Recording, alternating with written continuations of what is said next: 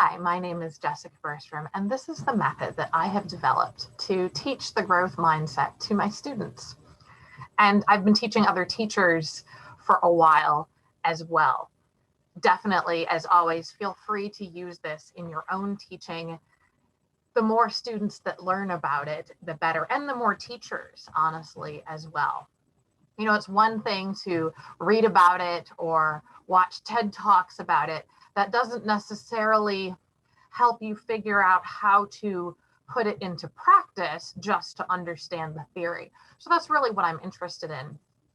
So, you know, the reason that this is important is because a lot of students have ideas that there are certain things that are inherent, certain things that are talents rather than skills.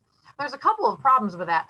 On the one hand, you know, it's actually kind of insulting if you've worked very hard at something and then someone says, "Oh, gee, you're so lucky. You're such a natural," right? And so to some extent, that's part of what I want to get away from, right? If you're good at something, it's probably not because you were born that way. It's probably because you've had some opportunities, certainly, that have helped you learn it, but you've also put work into it. You've put effort into it, right? You've tried. And it hasn't necessarily come automatically. And it's really important to recognize that.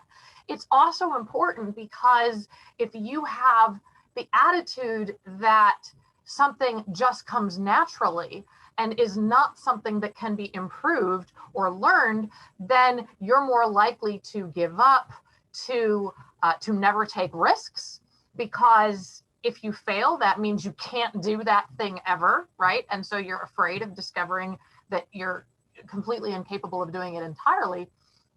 So the examples that I start with are often things that people think that somebody's just got it, right? So I will call on a student and ask, you know, and sometimes you can tell from, you know, the jacket or the shirt that a student is wearing if they're on a sports team. And so I might call on a student that is wearing something that indicates that they're on a sports team. Or one time I taught at a high school where all of the students were required to be on some kind of athletic team. So in that case, I knew I could call on anybody, right? So, you know, let's say a student has some kind of basketball team attire on, right? I might call on them and ask, how old were you when you started playing organized basketball? And, you know, they might say, I don't know, 11 or something like that. And then I'll ask them, you know, have you gotten better since you were 11? Or are you, you know, did you play at 11 the same way that you play now? And usually people laugh at this point, and then they tell me, no, I got better. So then I ask them, well, what did you do to get better? How did you get better? You know, and they'll answer me, right? But then I might push a little bit more and say, you know, did you work with a coach? Did you work with a trainer? Did you work out just to build your strength? Did you do drills? Did you do scrimmages? Did you practice on your own, right? Did you study to figure out how to improve and then work on those specific individual skills? Or did you just play a lot of games, right? My goal is to get them to sort of be explicit about all the things that they worked on, you know, endurance and strength training and all of that. You can also do this with musicians, right? You can call on someone, any kind of skill, really. But I like sports and music because a lot of times people think that folks are just naturally talented at that. And that's absolutely not the case, right? And, you know, I will then ask someone for their favorite musician or their favorite athlete or someone who they think is really talented. And then I'll say something like, you know, I challenge you to go up to Michael Jordan and tell him that he's so lucky that he's naturally good at it and didn't have to work at it at all. Because of course, professional athletes, musicians, right? These people are practicing until their fingers bleed, right? Until their muscles give out. They're not just, you know, Jimi Hendrix did not pop out of the womb playing the guitar like that, right? He had to work at it. We all have to work at it.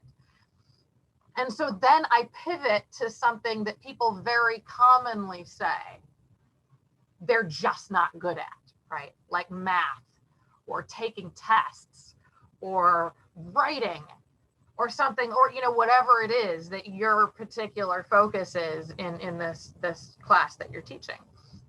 And they immediately get it, right? They immediately say, okay, so that's not true. It's not that I'm just not good at math, that I just can't do it. I just can't do it yet, right? I need to work at it some more. But that attitude change in and of itself is worth so much, right? And this is especially important for, really honestly, I would say for everyone. But you see some gender differences, some socioeconomic differences, some differences based on intellectual ability, and it's valuable with all of them, right? With both developmental and gifted or honor students for a variety of reasons. But then it's important that you continue to model this, right? So I will tell students when I'm doing this, here's what I have trouble with, or when I first learned this, this is what I struggled with, right? And this is how I overcame it.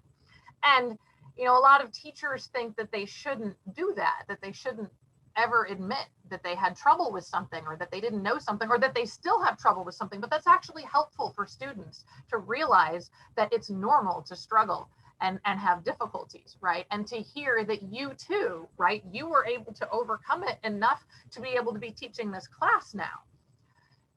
Also, I find that in general, it's good for the students in the room who are struggling to have that modeled, right? I'm a white woman. People are not, sometimes my students have told me that I have such a great vocabulary or whatever. And so it's not immediately visible that I've failed at things, right? And that I've struggled. And it's useful for the students in the room who are dealing with stuff to know that you too have had to deal with stuff, so that they don't feel like that means they cannot succeed, right? That's the key, is that you don't want them to foreclose the possibility of learning and improving, because you're not going to get anywhere. And so you regularly want to model it, right? If a student says something that is demonstrating a fixed mindset, I will call them on it. I'll be like, wait. Let's revisit that. Like, you didn't actually mean that you can't do math, right? That you can't do this. That's not what we want to say, right? Let's revise that. What should we be saying instead? I will call them out on it, right? And that's important, to continually shift that. And I will talk to the students as well about why this is important, right? It's important that you recognize that there's a point to what we're doing, that growth and learning and improvement are possible, so that you're always motivated to try, so that when it gets tough, you get going, you don't give up and bail, right? So again, I hope that you use this. Think about the ways that you yourself model a fixed and a growth mindset, and call yourself out on it too. And that modeling for the students will help them to keep working at this in their own lives. And I find that this overcomes a lot to start with this at the beginning of any class, because a lot of times there's hangups and issues that students have, and you can just get past a lot of those barriers by working on this mindset from the beginning. Thank you, as always, for your interest and your attention.